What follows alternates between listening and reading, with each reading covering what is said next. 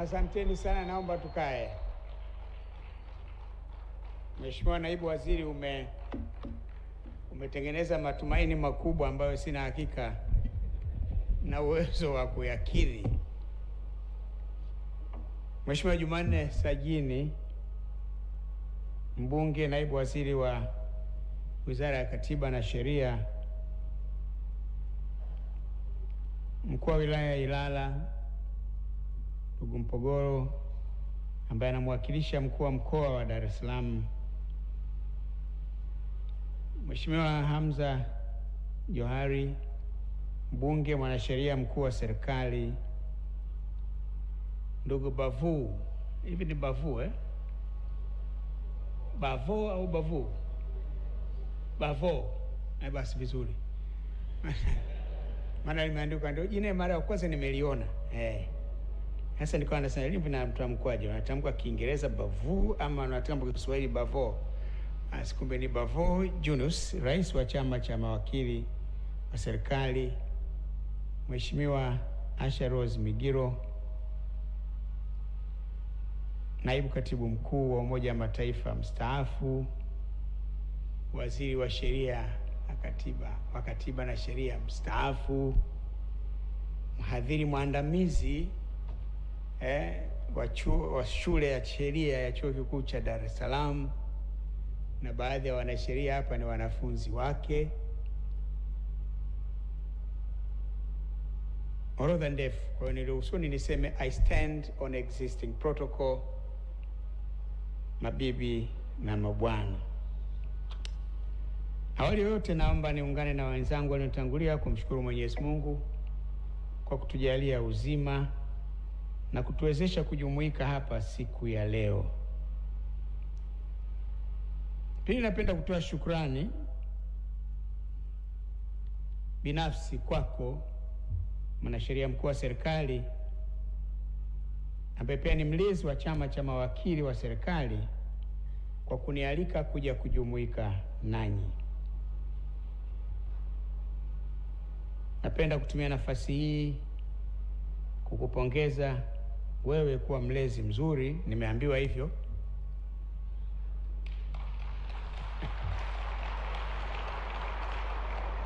Pia nakupongeza kwa kazi kubwa na nzuri unayoendelea kufanya ukiwa mwanasheria mkuu wa serikali.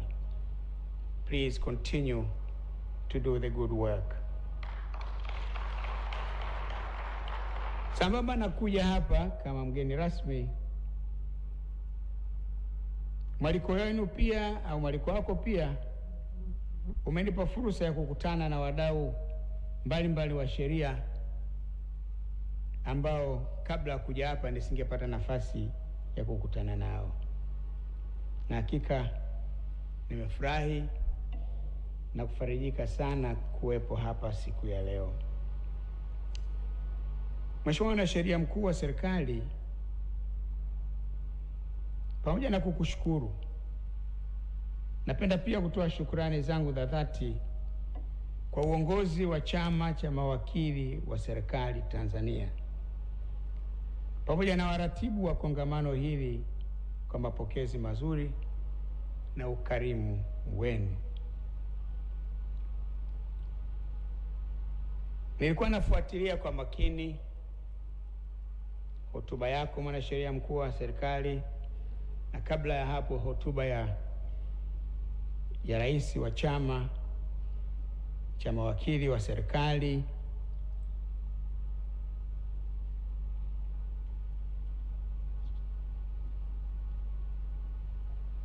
Imeelezwa kuwa chama hiki kilianzishwa mwaka 2022, ni juzi tu hapa, kwa lengo la kuwaunganisha wanasheria wote wanaofanya kazi katika utumishi wa umma.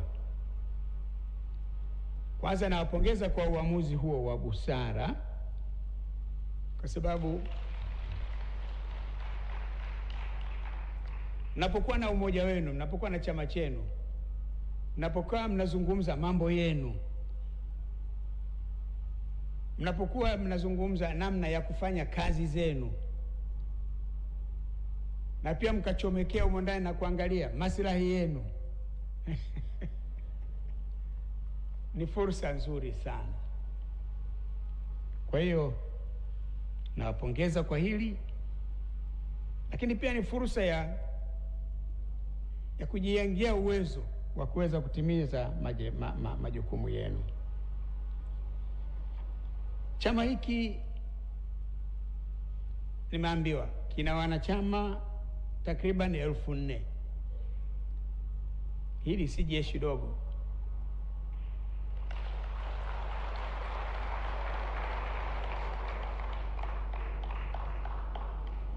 Kama taratibu za jeshi lile, hii ni zaidi ya nguvu ya brigade.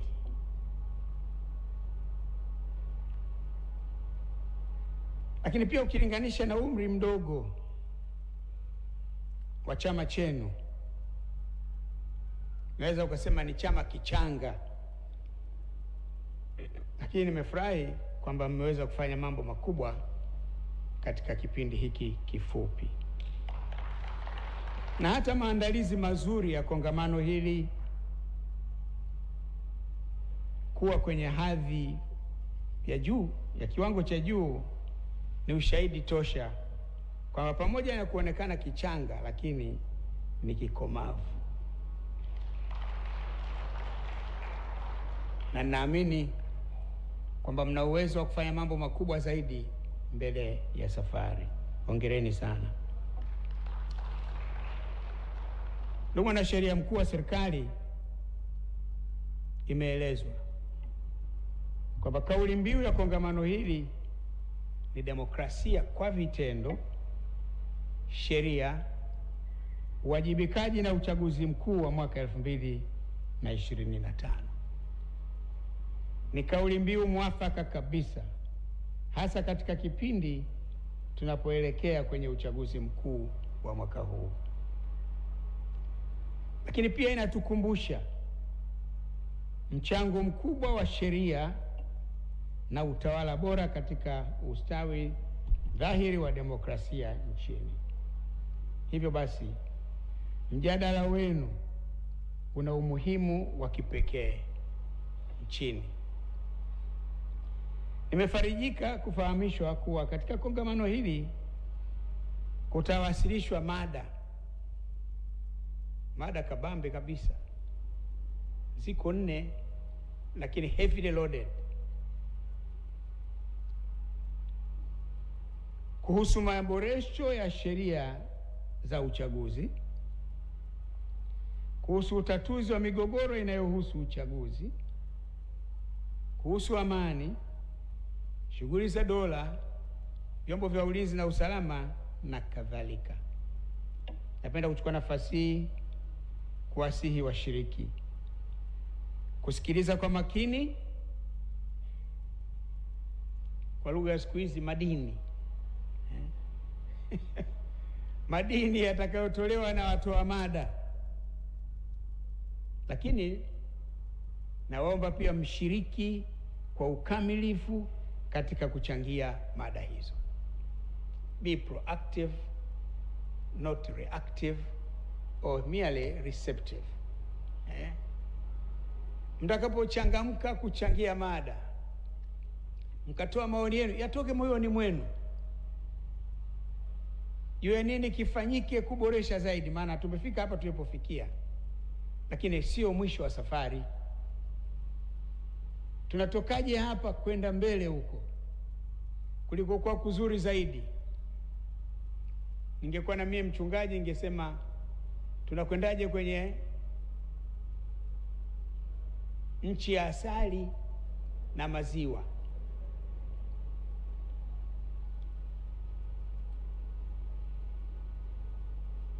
Ni dhahiri kwamba maudhui yatakayowasilishwa kupitia mada hizo ni muhimu kwa ustawi wa demokrasia ya nchi yetu, na pia inawaimarisha nyinyi kama kada muhimu ya wanasheria hapa nchini. Ndugu zangu, Tanzania ni nchi yenye historia ndefu ya safari ya kidemokrasia. Tangu uhuru na baadaye muungano, tumepita katika sura mbalimbali. Kabla ya uhuru mpaka miaka ya mwanzo ile ya uhuru wa Tanganyika, tulikuwa na mfumo wa vyama vingi. Baadaye ikaundwa tume ya Mzee Kawawa, ikapendekeza tuwe na mfumo wa chama kimoja. Of course, hoja za wakati ule, moja ilikuwa kwamba kila ulipofanyika uchaguzi,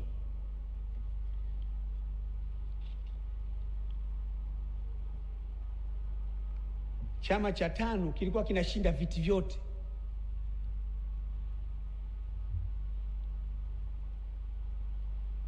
Na hata wakati mmoja tano ilipokosa kiti kimoja cha Sarawat kule Mbulu kule, lakini Sarawat yule alikuwa mwanachama wa tano. Alipoteuliwa Dodo kuwa mgombea wa tano, yeye hakuridhika, akaamua kugombea kama mgombea huru as independent, na akashinda. Na aliposhinda akaendelea kuwa na chama chake, chama cha tano. Kwa bado bado ni tano ile ile iliendelea kushinda. Hoja ikawa kwamba ya katika mazingira haya inaonekana wananchi hao wanataka chama kimoja tu. Kwa hiyo tume ile ya Mzee Kawawa ilipoundwa, nikafanya hiyo recommendation, na kwa hiyo tukamove kwenda kwenye chama kimoja cha siasa. Hata wakati ule, maana kulikuwa na utaratibu wa kura tatu kabla ya uhuru, kukawa na mjadala mkubwa sana ndani ya chama cha tano, wengine wakisema tususie uchaguzi, kwamba unatakiwa upige kura tatu, uchague Mwafrika, uchague mzungu na uchague Mhindi. Ndio kwa kura tatu hizo. Mkutano wa wanachama watano wakasema, bana, let us just boycott this election, it's a conspiracy ya kutufanya tushindwe. Mwalimu ndio aliyewashawishi wanachama wenzake kwenye mkutano wa Tabora kwamba tusisusie uchaguzi, tuingie kwenye uchaguzi, ila tuchague Mswahili wa tano, Mhindi wa tano na mzungu wa tano.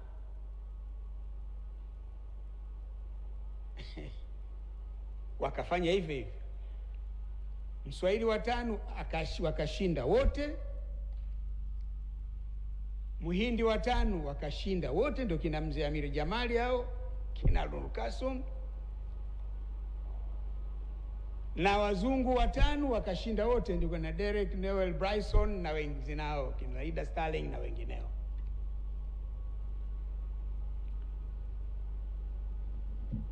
Kwa hiyo tulikuwa na vyama vingi, maana ilikuwepo wakati tulikuwa na ANC hapa ya Zuberi Mtemvu. Kulikuwa na chama kingine cha Hussein Juma, baba yake Sheikh Yahya huyo. Sisi wakati tulipokuwa wadogo tunaimba kwenye Tanwithri kwaya kule, kwa namba Hussein Juma yuko chama gani? Hussein Juma yuko UTP. Ishara Mungu yupo, Tanganyika tutajitawala.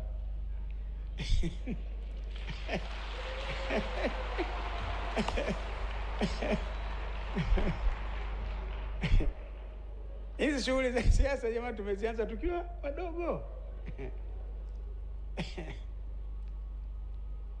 Kwa hiyo vilikuwa vyama vingi, ANC cha Mzee Zuberi Mtemvu, ulikuwa na UTP ambacho ilikuwa na kama a front organization ya wazungu, na tano yenyewe.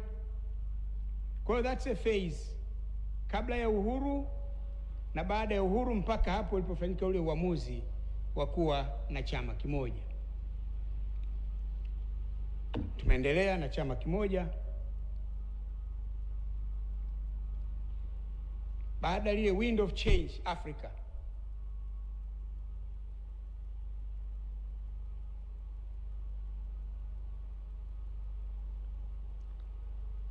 tukakaa wakati wa Rais Mwinyi sasa akaamua kuunda tume ya Jaji Nyalali.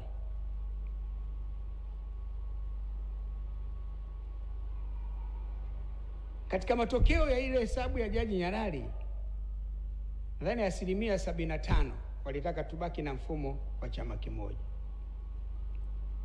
25% wakasema tubaki na vyama vingi. Bahati mbaya au nzuri, nimekuwepo kwa muda mrefu. Nilitangulia kuzaliwa tu, hayana sifa. Nilikuwepo kwenye mkutano ule wa NEC. Jaji Nyalali akapendekeza, pamoja na kwamba 25% wanataka tubaki tuwe na vyama vingi na 75 anasema tubaki kwenye chama, tume ikapendekeza tukubali tuanzishe vyama vingi. Kwa hiyo kwenye NEC, maana katule chama ndio kimeshika hatamu. Hakuna uamuzi mnaweza mkafanya bila ya chama kukubali. Jadala ukawa mkali.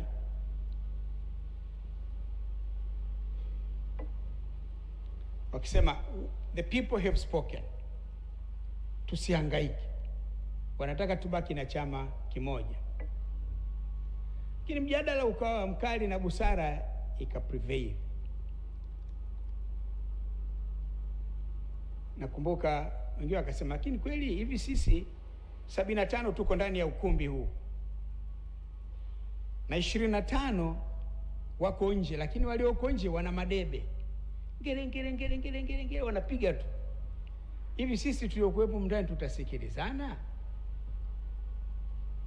Lakini kubwa zaidi nikawa kwamba kama wakati huu 75% wanaamini, wana imani na chama chetu kuendelea kuwepo, na 25 wanataka na wengine waje, huu ndio wakati wa busara kuamua kuingia kwenye vyama vingi. Tusingoje hesabu ile ikabadilika,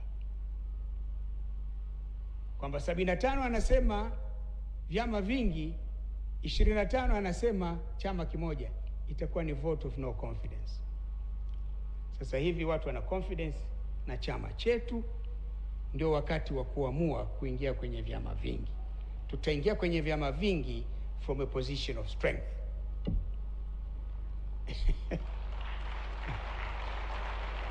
Nasema haya ili myajue wale ambao hamkupata bahati ya kuwepo wakati uamuzi unafanyika. Ni uamuzi ya hekima, kwamba that was the right time to make that decision. Msingoje mpaka the tables have turned ndio mfanye uamuzi, maana yake ni kwamba mnakwenda kuondoka.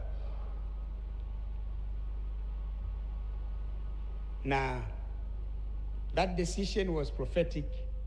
Tumefanya uamuzi ule na tumeendelea chama chetu kuendelea kuongoza. Hapo sasa nazungumza kama CCM.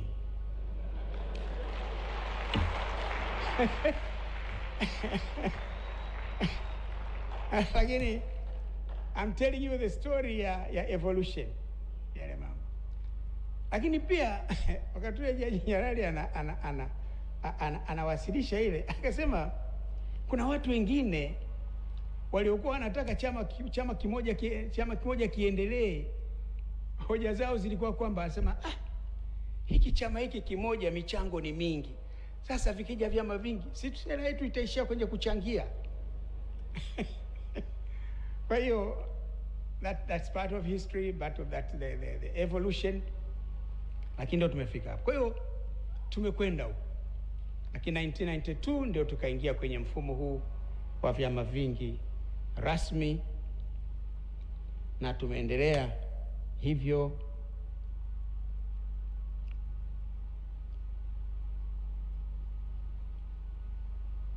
Sasa katika kipindi hiki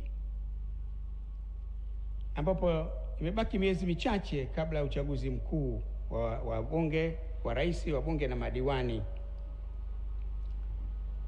kwa nyinyi kukaa na kutafakari hapa tulipo na huko mbele tunakokwenda tuende vipi, ni uamuzi wa busara kabisa, mnastahili kupongezwa.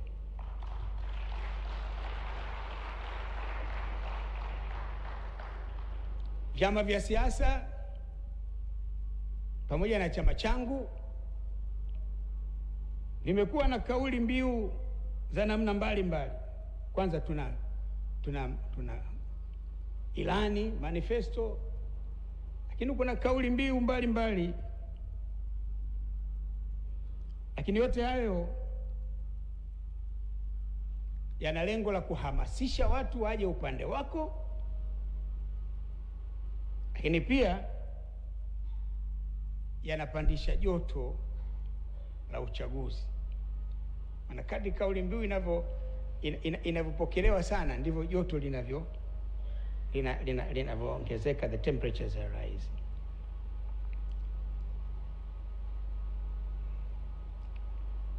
Siku hizi sitembei sana, wala sitembei kabisa mtaani huko. Zamani nilikuwa huru sana, mpaka nakuwa waziri nilikuwa na kibaraza changu pale mtaa wa Dosi kule cha kahawa. Hata nilikuwa waziri wa mambo ya nje, nikitembea nikirudi, lakini lazima nikifika pale. Na mimi ndio nilikuwa nanunua jamvi, maana tulikuwa tunakaa kwenye jamvi tu, nanunua jamvi, tunakaa pale. Kwa mara nyingi zile habari zile za mtaani zile nilikuwa nazipata pale, tunasimulia. Watu wengine, siku moja mtu mmoja akaja pale kwenye kibaraza, sasa tunakunywa kahawa pale, akaja akakaa. Jamaa na mie mwenzenu mwenzetu wa nini? Wa hicho mnachokunywa. Sasa yule bwana alizani kwamba ule mderi ule wa kahawa lazima tunauza gongo. Tunakunywa gongo. Kwa mwezi tu mmoja anaitwa Mataka, Mungu amrehemu, akakasirika. Sasa wewe toka sasa hivi ninakufumua hapa. Anasema basi bwana mimi nakwenda, lakini mwenzenu mie. Kwa hiyo tunakutana, tunakunywa kahawa, tunapiga story, na pale kwa mchanganyiko wa timu zote wako tunacheza na hatuchezi, wapo mmo ndani.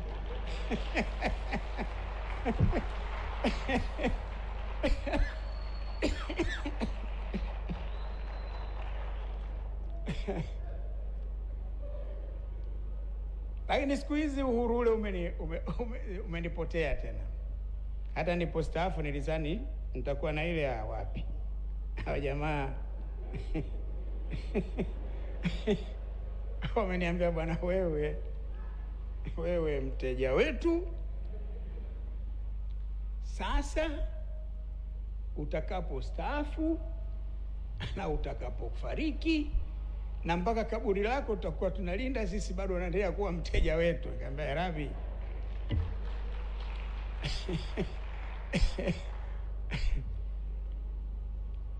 lakini napata habari, nasoma magazeti, nasoma kwenye mitandao,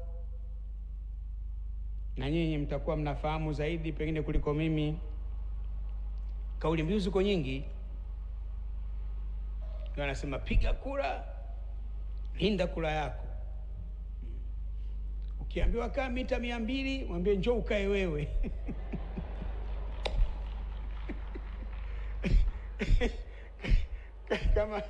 kama unapapenda hapa. Na kuna wengine wanasema Oktoba tunatiki. Kumbe wako wengi hapa. Na wengine wanasema no reform, no election. Sasa kauli hizi ziko za namna mbalimbali. Lakini Jambo la kutia moyo ni kwamba, na nachoweza kuambia Watanzania wenzangu, itakapofika wakati wa kupiga kura hiyo Oktoba kwa tarehe itakayotajwa na tume, akili za kuambiwa changanya na zako.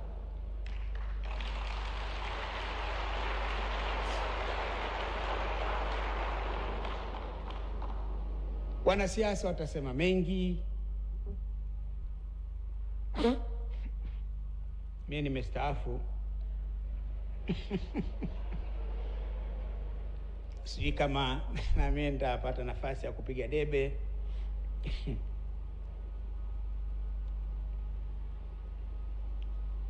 Lakini hilo utakaosikia mengi, fanya uamuzi wa busara ili nchi yetu ipate viongozi watakaolitoa taifa letu hapa na kupeleka mbele kwenye maendeleo makubwa zaidi, kwenye amani na kwenye utulivu.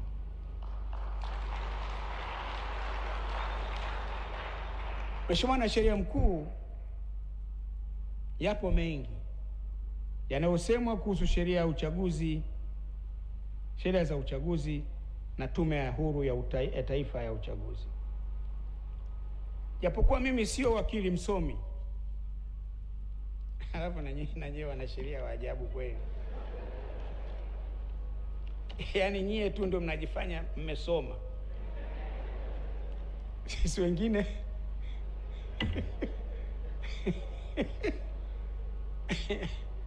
mimi ngwini proper, lakini na mimi nimesoma. Ila nyie pekee ndio wakili msomi. Leonard brother, sawa, na sisi tumekubali, hatubishani kwenye hilo. Lakini nimekuwa nikifuatilia kwa karibu mijadala mbalimbali inayoendelea ndani ya nchi yetu kupitia vyombo vya habari na mitandaoni. Kama mlivyogusia awali, bahati mbaya wakati mwingine kumekuwepo na upotoshaji unaofanywa makusudi kwa maslahi ya vikundi maalum. Hii imekuwa ikinifikirisha sana wakati mwingine na kuniacha na maswali mengi, wakati mwingine nakosa hata majibu. Hivi ni kweli kwamba sheria zetu zinazohusu uchaguzi ni mbaya sana kiasi kwamba haziwezi kusimamia mchakato wa uchaguzi wa mwaka huu? Hivi ni kweli hakuna maboresho yoyote yaliyofanyika? Kwa mtu mwenye uelewa wa kutosha, maswali haya na mengine yanaleta maswali mengi kichwani, yanafikirisha sana. Ndugu washiriki,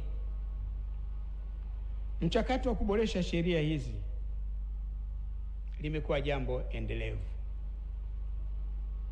katika awamu mbalimbali za uongozi wa nchi yetu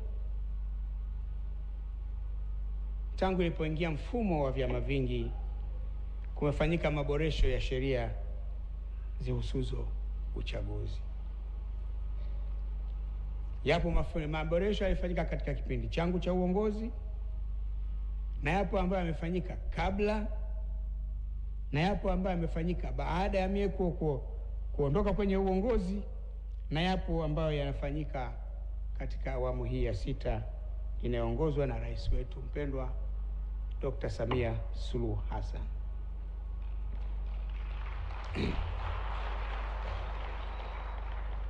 Mimi nafahamu kwa maboresho kadhaa yalifanyika katika sheria zetu za uchaguzi, yaliyofanyika katika sheria zetu za uchaguzi yalikuwa yanatoa ufumbuzi kwa changamoto maalum zilizokuwepo wakati huo. Lakini mengine yamekuwa kwa nia tu ya kuyafanya mambo yawe mazuri zaidi.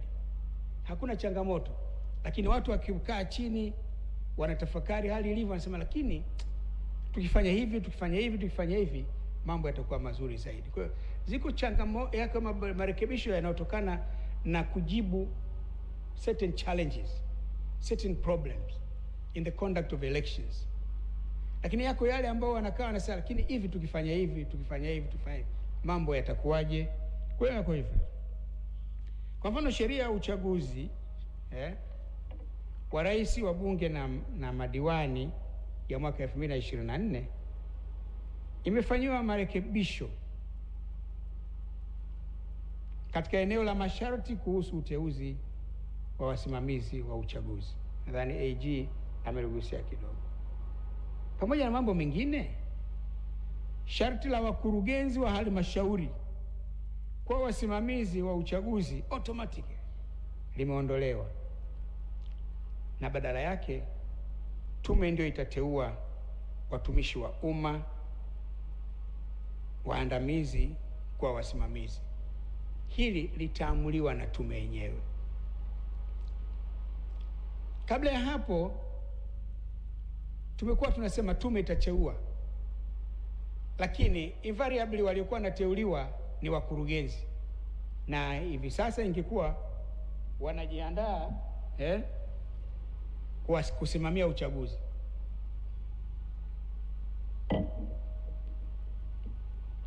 Na watu walikuwa wanasema mkurugenzi anaambiwa nikulipe mshahara alafu nishinde uchaguzi.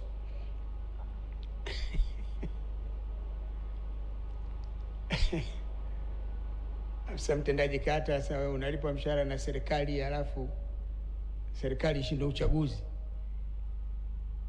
Kwa hiyo ilikuwa inaonekana kama ni kikwazo.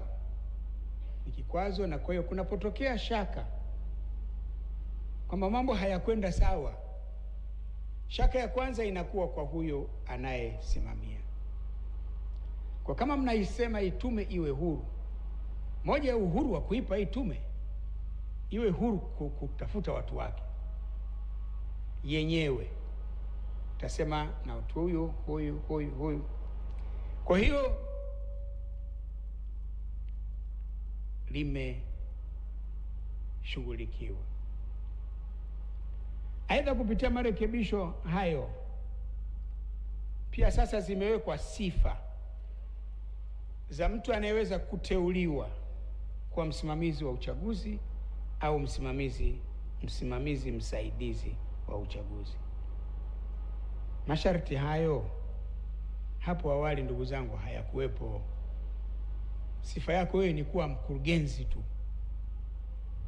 na mkurugenzi wa uchaguzi yeye ndio anayeteua nani atakuwa msaidizi wake.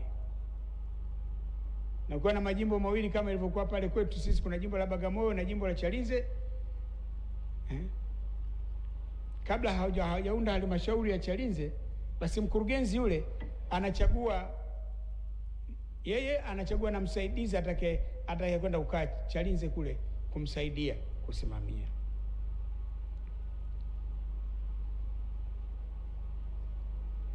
Hayo zamani hayakuwepo, sasa yapo.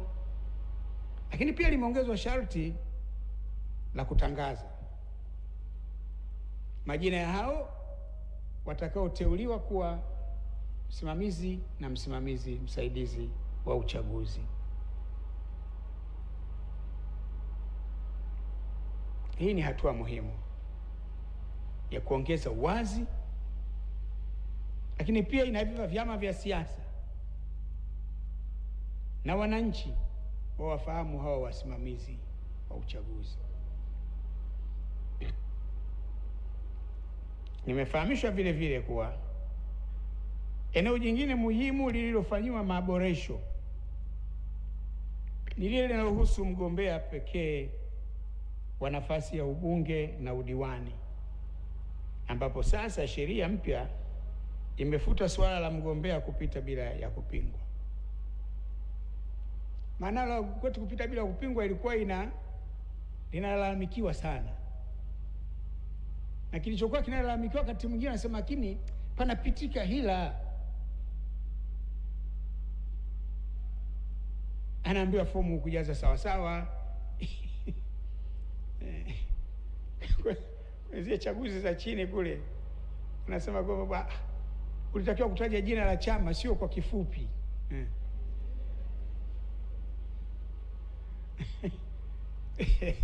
Sio kwa kifupi ukiandika CCM hujataja jina la chama, natakiwa Chama cha Mapinduzi. Na ikawa controversy, wengine wanaachwa, wengine wanakataliwa, lakini yote ilikuwa ni njia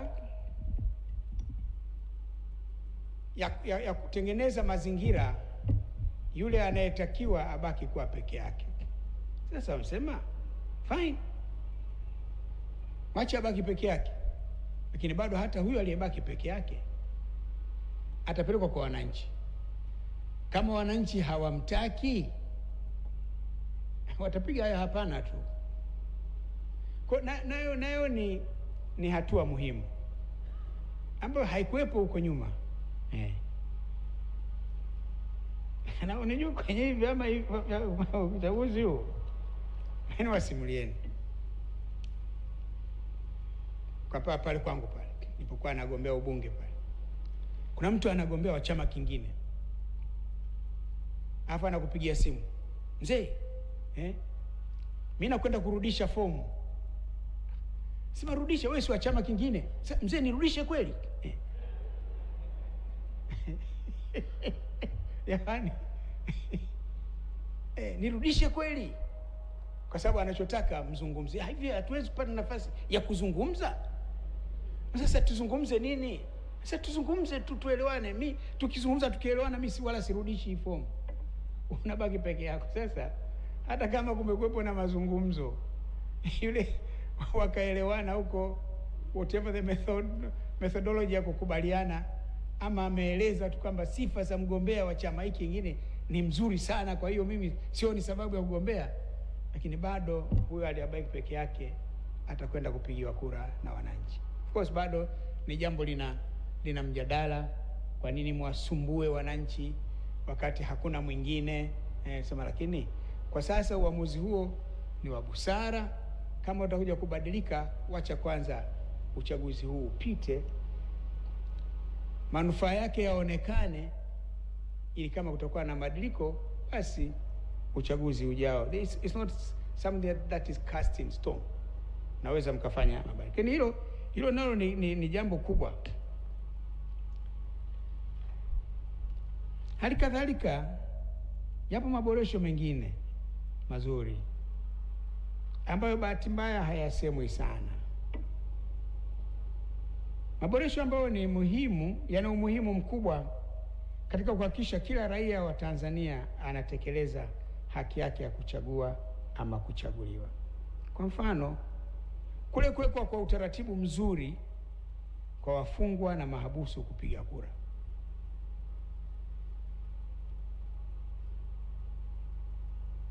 Na ule wa kuwaruhusu Mtanzania kupiga kura ya rais popote alipo.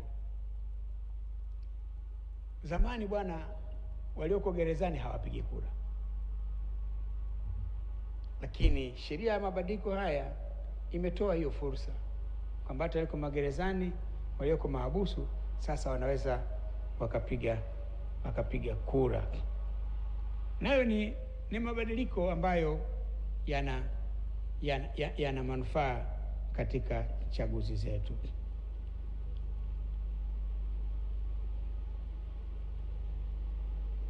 Na ile nyingine kwamba kama ulijiandikisha Msoga na siku ya kupiga kura kama mimi hivi, unajikuta uko Lindi kule ukweni kule, maana kama Mamsapo anagombea, basi na wewe lazima uwepo pale.